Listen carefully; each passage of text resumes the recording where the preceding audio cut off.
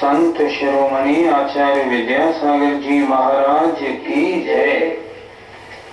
पिछली पाठशाला में एक विषय आया था कि भरत और ऐरावत इन दो क्षेत्रों में उत्सर्पणी और अपसर्पणी इन छह कालों के द्वारा आयु, बल, अवगाहना आदि में वृद्धि और ह्रास होता है। प्रश्न क्या पूछा गया था कि यहाँ कुछ परिवर्तन भी होते हैं या सदा एक सा ही काल रहता है। उसके उत्तर में आचार्य ने ये सूत्र दिया था, सूत्र नंबर 27।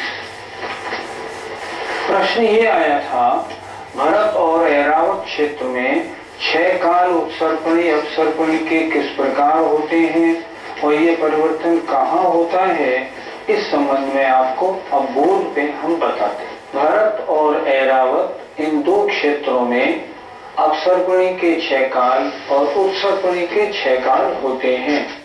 देखें, ये अपसर्पणी के 6 काल हैं, पहला, दूसरा, तीसरा, चौथा, पांचवा और छठा।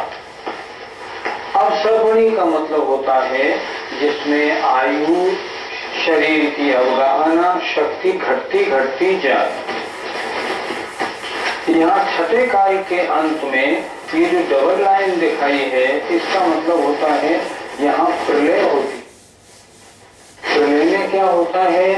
प्रलय में पहले 7 दिन की 7 खराब वर्षाएं होकर अग्नि की वर्षा, विष की वर्षा आदि, और इसके बाद ये 49 दिन जब पूरे हो जाते हैं तो श्रावणवती एकम से अच्छी 7 दिन की 7 वर्षाएं होती हैं।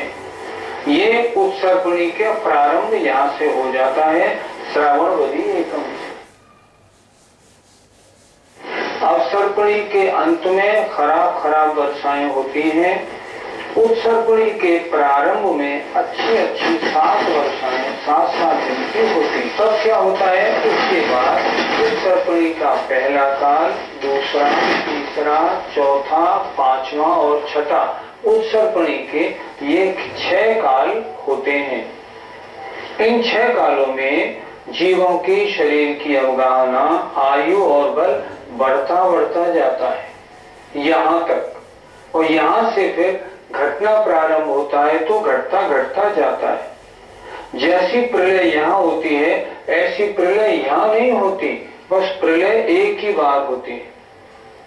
विशेष बात क्या है, इसका वर्णन तो बहुत है, आप शास्त्रों से पढ़ना, संक्षेप में आपको बता रहा हूं। ये पहले काल का नाम है सुखमा, ये सुखमा, ये सुखमा दुखमा, दुखमा सुखमा, दुखमा और दुखमा तुखमा। ये 6 जो उत्सर्पणी के काल हैं, इनका नाम इनसे वो उल्टे चलते हैं, दुखमा दुखमा, दुखमा, दुखमा सुखमा, सुखमा दुखमा, सुखमा और सुखमा सुखमा। इस तरह 6 काल। इनमें क्या होता है कि ये 1, 2 और तीसरा ये 3 काल ये भोग भूमि के काल हैं।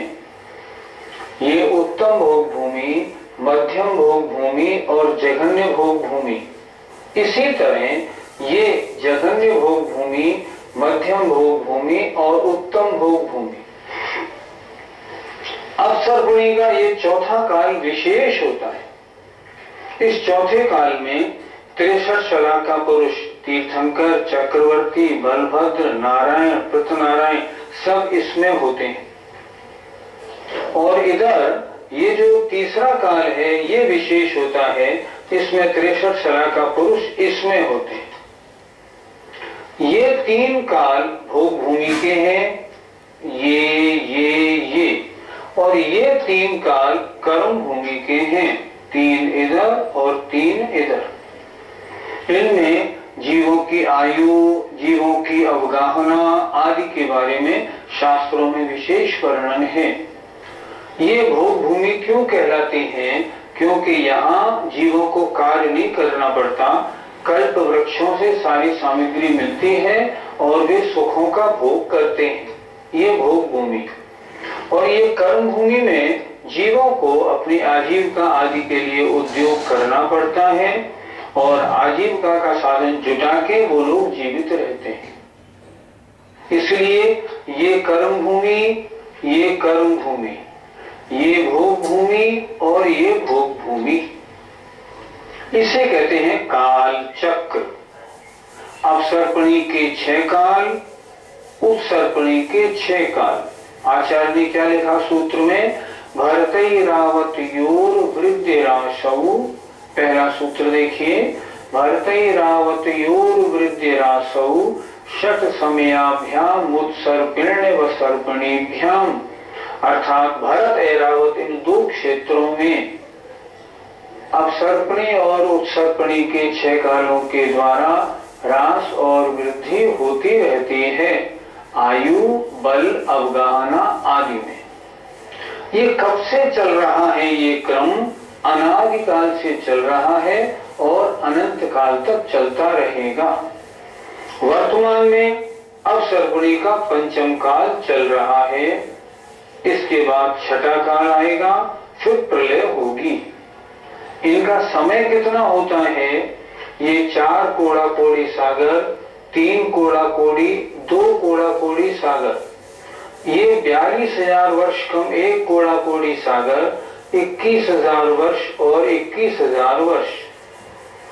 इनसे विपरीत ऐसे लगा लेना चाहिए, 21,000 वर्ष, 21,000 वर्ष, 42,000 वर्ष कम 1 कोड़ा कोड़ी सागर, 2 कोड़ा कोड़ी सागर, 3 कोड़ा कोड़ी सागर और 4 कोड़ा कोड़ी सागर। सही पूछे तो एक अवसर्पणी काल 10 कोड़ा कोड़ी सागर का और एक उत्सर्पणी काल भी 10 कोड़ा कोड़ी सागर का होता है। पूरा काल जोड़ा हमने तो कितना हो गया? 20 कोड़ा कोड़ी सागर। इस 20 कोड़ा कोड़ी सागर को हम कहते हैं एक कल्प काल। ये 20 कोड़ा कोड़ी सागर का एक कल्प काल कहलाता है। वर्तमान में ये 5म काल चल रहा है, लेकिन एक विशेषता है कि ये हुंडापसर्पणी का काल है। हुंडापसर्पणी क्या होती है? असंख्यात कल्प काल के बाद एक हुंडापसर्पणी काल आता है, जिसमें बहुत सी गलत बातें होती हैं। जैसे तीसरे काल में तीर्थंकर भगवान हुए, तीसरे काल में जन्म हुआ, मुक्ति भी हो गई उनकी, चक्रवर्ती का मान भंग होना, तीर्थंकरों पर उत्सर्ग होना आदि ये होती हैं। तो वर्तमान में ये हुंडापसर्पणी काल चल रहा है। हुंडापसर्पणी उसका 5म काल है। इस प्रकार भरत और ऐरावत क्षेत्रों में अपसर्पणी के 6 काल और उत्सर्पणी के 6 काल के द्वारा जीवों की अवगाहना, आयु और बल में घटना और बढ़ना होता रहता है। प्रश्न हुआ था कि क्या भरत क्षेत्र में, पूरे भरत क्षेत्र में 6 कालों का परिणमन होता है या नहीं? इसके लिए इस नक्शे को जरा ध्यान से देखें। ये भरत क्षेत्र का नक्शा है। ये हिमवन पर्वत है। यहाँ हिमवन पर्वत में ये पद्म नाम का तालाब है, ये गंगा नदी है और ये सिंधु नदी है। ये नीचे लवण समुद्र है। जो हमारा दूसरा नक्शा था ना, उसको हमने यहाँ बड़ा करके इसलिए दिखाया है ताकि आपको 6 खंड अच्छी तरह मालूम पड़ जाए। इनमें क्या है? भरत क्षेत्र यहाँ से यहाँ तक है, इसके बीचों बीच में ये एक विजयार्ध पर्वत है। ये वाला ये विजयार्ध पर्वत है। ये भरत क्षेत्र के बीचों बीच में सेंटर में होता है। इस विजयार्ध पर्वत के पड़ जाने से और गंगा और सिंधु के निकल जाने से इस भरत क्षेत्र के 6 खंड हो जाते हैं। 1, 2, 3, 4, 5 और 6। फिर एक बार समझें, ये हमने भरत क्षेत्र का नक्शा बनाया। यहां से और यहां तक ये 526 से 6/19 योजन है। इस भरत क्षेत्र के नक्शे में ये विजयार्ध पर्वत है और ये हिमवन पर्वत है, इधर लवण समुद्र है। अब इस पद्म तालाब से ये गंगा नदी निकली और ये सिंधु नदी निकली। गंगा और सिंधु नदी और विजयार्ध पर्वत के द्वारा इस भरत क्षेत्र के 6 खंड हो गए। आर्य खंड 1 है, म्लेच्छ खंड 5 है, 3, 4, 5। हम वर्तमान में कहाँ हैं? हम वर्तमान में इस आर्य खंड में है। पूरी दुनिया, अमेरिका, इंग्लैंड, चीन, जापान सब इस समय इस आर्य खंड में है। इसके अंदर पूरा विश्व आता है। ये हमें दृष्टिगोचर नहीं होते। विशेष बात, इन 5 म्लेच्छ खंडों में जो 6 कालों का परिवर्तन होता है वो नहीं होता। इनमें तो चतुर्थ काल का ऊपर से नीचे तक उतना ही चलता रहता है, लेकिन 6 काल रूप इनमें परिवर्तन नहीं होता। 5 म्लेच्छ खंडों में पहला, दूसरा, तीसरा काल, भोगभूमि और कर्म भूमि, ये सारा आर्य खंड में होता है, म्लेच्छ खंडों में नहीं होता। एक बात जरा और समझ लें। कहते हैं चक्रवर्ती 6 खंडों को जीतता है, तो 6 खंड कौन से हैं? ये 6 खंड हैं। भरत क्षेत्र के चक्रवर्ती हुए थे महाराजा भरत। उन्होंने इन 6 खंडों को जीता था। लेकिन जो नारायण प्रतनारायण होते हैं वो इन 3 खंडों को नहीं जीतते, वो तो 1, 2, 3 इन 3 ही खंडों को जीतते बस। इसलिए वो अर्धचक्री कहे जाते। ये आधे चक्रवर्ती हैं। चक्रवर्ती 6 खंडों को जीतता है, इन्होंने मात्र 3 खंड ही जीते। इस पर्वत का नाम क्या है? विजयार्ध, विजय अर्ध। यहां तक चक्रवर्ती आदि की आधी विजय मानी जाती है। 3 जीत लिए तो आधी विजय हो गई, नाम पड़ा विजयार्ध। नाम भी तो बड़े मतलब वाले होते हैं। इस तरह ये 6 खंड हैं। एक प्रश्न और भी देख लें। चक्रवर्ती जब 6 खंडों को जीत लेता है तो अपना नाम लिखने के लिए वृषभाचल पर्वत पर जाता है। वो वृषभाचल पर्वत कहाँ पे है? वो यहाँ, ये वृषभाचल है, ये म्लेच्छ खंड में है। ये वृषभाचल म्लेच्छ खंड में है। चक्रवर्ती जीत के यहाँ पहुंचता है, यहाँ अपना नाम लिखता है। इस तरह आज हमने क्या देखा कि भारत और ऐरावत क्षेत्रों में जो 6 कालों के उत्सर्पणी और अपसर्पणी के द्वारा घटना और बढ़ना होता है, आयु, बल, अवगाहना आदि में, वो इस प्रकार होता है। भोग भूमि और कर्म भूमि, ये पूरा हमने समझा। और हमने ये भी समझा कि ये 6 काल रूप परिवर्तन ये सिर्फ आर्य खंड में होता है, म्लेच्छ खंडों में नहीं होता। और हमने ये भी समझ लिया कि भरत क्षेत्र के 6 खंड विजयार्ध और गंगा और सिंधु नदी के कारण होते हैं। उनमें 5 म्लेच्छ खंड हैं और 1 आर्य खंड है। इस तरह मैं समझता हूँ काल चक्र और 6 खंडों के बारे में स्पष्टीकरण पूरा हुआ। जी, आप अभी म्लेच्छ खंड और विजयार्ध पर्वत के बारे में बता रहे थे, तो क्या म्लेच्छ खंड और विजयार्ध पर्वत पर कैसा कहा जाता है? आर्य खंड में जब पहला, दूसरा, तीसरा काल होता है तब म्लेच्छ खंडों में और विजयार्ध पर्वत पर जीवों की अवगाहना 500 धनुष और आयु 1 कोटि पूर्व रहती है। जब भरत क्षेत्र के आर्य खंड में चौथे काल में जीवों की अवगाहना 500 धनुष से घटती घटती घटती 7 हाथ तक आती है, उस समय म्लेच्छ खंडों में और विजयार्ध पर्वत के ऊपर भी 500 धनुष से घटती घटती घटती 7 हाथ तक आती है। उसके बाद जब आर्य खंड में 7 हाथ से घटना प्रारंभ होता है, 5वें काल, 6ठे काल में, या उत्सर्पणी के पहले और दूसरे काल में, यहाँ तो 7 हाथ से घट के 1 हाथ तक और 1 हाथ से बढ़ती हुई 7 हाथ तक आती है, तब उतने 84,000 वर्षों तक 21,000 के 4 काल हो गए ना, तो 84,000 वर्षों तक वहां 7 हाथ की काया रहती है। फिर यहाँ जब उत्सर्पणी का तीसरा काल आता है तो फिर यहाँ अवगाहना बढ़नी प्रारंभ हो जाती है। आर्य खंड में तो म्लेच्छ खंडों में भी अवगाहना बढ़नी प्रारंभ हो जाती है।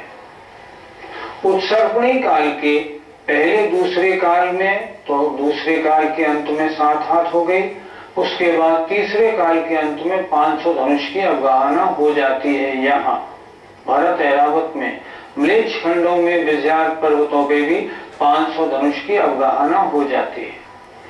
इसके उपरांत यहाँ फिर जघन्य भोग भूमि प्रारंभ होती है, शरीर और बढ़ने लगता है, 1 कोस 2 कोस 3 कोस, लेकिन वहाँ अवगाहना नहीं बढ़ती, वहाँ 500 धनुष की अवगाहना रहती है। कितने समय तक? उत्सर्पणी के चौथे, पांचवें, छठे तीनों भोग भूमि के कालों में और अपसर्पणी के पहले, दूसरे, तीसरे तीनों भोग भूमि के काल में, अर्थात 9 और 9 18 कोड़ा-कोड़ी सागर तक वहां 500 धनुष की अवगाहना और 1 कोटि पूर्व आयु वाले मनुष्य होते हैं। इसीलिए तो जैसा यहाँ चौथे काल में चक्रवर्ती आदि का घटता बढ़ता हुआ शरीर था, उसी तरह म्लेच्छ खंडों में और विरजात पर्वतों पर उसके समान ही अवगाहना रहती है। इसीलिए चक्रवर्ती की 96,000 रानियों में 32,000 रानियां आर्यखंड की, 32,000 म्लेच्छ खंड की और 32,000 विरजात पर्वत से आती हैं। क्यों? क्योंकि तीनों जगह समान अवगाहना, समान आयु और समान शक्ति चलती है। इस कारण क्या तात्पर्य हुआ? सभी म्लेच्छ खंडों में और विरजात पर्वत के ऊपर 500 धनुष से ऊंची अवगाहना और 7 हाथ से धनुष अवगाहना नहीं होती। चौथे काल का घटता बढ़ता वाला क्रम वहां हमेशा बना रहता है, चौथे काल से नीचे नहीं जाता, चौथे काल से ऊपर नहीं होता, ऐसा वहां हमेशा रहता है। म्लेच्छ खंडों में भी ऐसा ही होता है। शेष भूमियां, शेष क्षेत्रों में क्या होता है? भरत और ऐरावत क्षेत्र की बात तो आपने बता दी। अब शेष क्षेत्र जो बचे ना, और हेमवत, हरि, विदेह, रम्यक, हिरण्यवत, इनमें क्या होता है? तो आचार्य अगला सूत्र लिख रहे हैं, ताभ्याम अपरा भूमियो वस्थिता, ताभ्याम अपरा भूमियो वस्थिता, ताभ्याम अपरा भूमयो वस्थिता, ताभ्याम अपरा भूमियो वस्थिता। अर्थ देखें, ताभ्याम उन दोनों के, अपरा माने अलावा, भूमियो माने अन्य सभी भूमियां अर्थात क्षेत्र, अवस्थिता जैसे के तैसे रहते हैं। अवस्थित माने उनमें कोई चेंज नहीं होता, जैसे के तैसे रहते हैं। फिर एक बार देखें, ताभ्याम उन दोनों के, अपरा माने अलावा, अन्य भूमियां अवस्थिता बिना किसी परिवर्तन वाली अर्थात जैसी की तैसी रहती हैं। अर्थात हेमवत, हरि, विदेह, रम्यक और हिरण्यवत क्षेत्रों में काल का कोई परिवर्तन नहीं होता है। अब प्रश्न ये रहता है, जिन क्षेत्रों में काल परिवर्तन नहीं होता उन क्षेत्रों में मनुष्यों की आयु वगैरह कैसी रहती है? तो अगला सूत्र देखें, एक द्वि त्रिपल्योपम स्थितियो, हैनवतक हारिवर्षक दैव कुर्वका। बोलिए,